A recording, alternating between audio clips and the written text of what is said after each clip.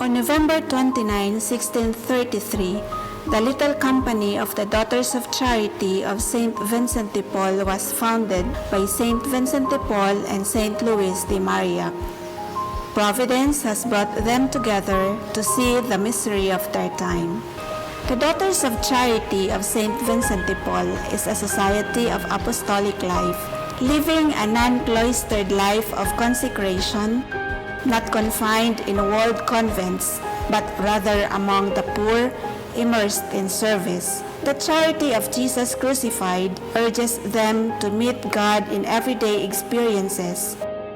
In their service, the Daughters of Charity also strive to be faithful to the Marian character of the company. Following the path of Jesus Christ, called to be totally given to God, we are ordinary women who commit to live in community for the service of the poor. The Company of the Daughters of Charity is an international, multicultural community, journeying, caring, and serving persons in poverty situation. At present, the province of St. Louis de Marillac, Asia, is in Philippines, South Korea, China, Japan, Taiwan, Papua New Guinea, Thailand, Cambodia, and Laos. They are in education ministry, health ministry, socio-pastoral ministry, social welfare and development, and social concerns ministry. The stages of formation of the Daughters of Charity are aspirancy, postulancy, seminary, initial formation and mission, ongoing formation. The pre-postulancy stage is also referred to as the aspirancy.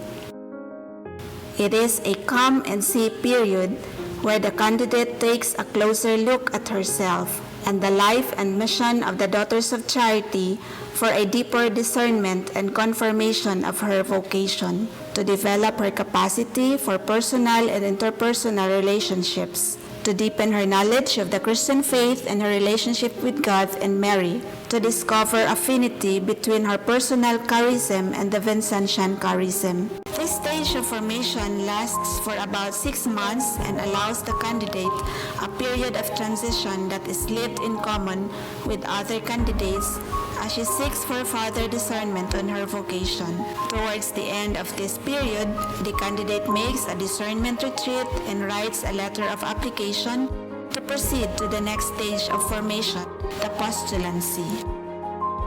Postulancy is the stage where the candidate undergoes a thorough formation program to help further discern God's call for her and her readiness to become a Daughter of Charity. This stage prepares her for admission to the company. The aim of this stage of formation is for the candidate to have a firm conviction of God's call for her and to have the readiness to take upon herself the life of a Daughter of Charity, to progress in the acceptance and integration of her personality, history, and culture, given her gifts and limitations, to deepen her knowledge and personal experience of God, and to strengthen her relationship with God and His creation, and manifest her readiness to embrace the life of a Daughter of Charity as she grows in compassion.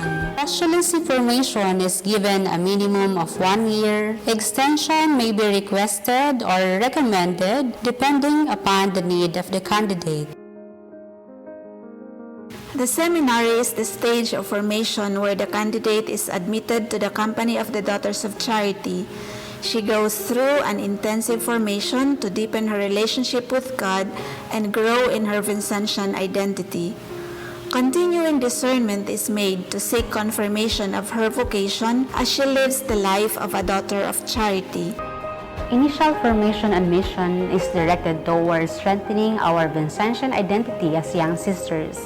While taking up theological, pastoral studies, we discern our readiness to fully commit ourselves to live the life of a Daughter of Charity through the emission of the vows for the first time. Formation at this stage aims at the maturity and readiness in terms of Christian, human, and Vincentian dimensions.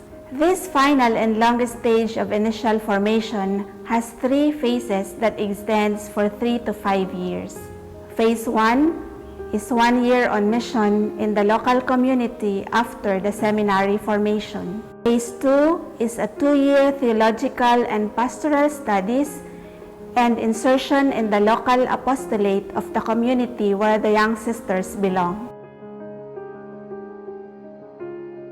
And Phase 3 is a full integration in the local community until her emission of the vows for the first time.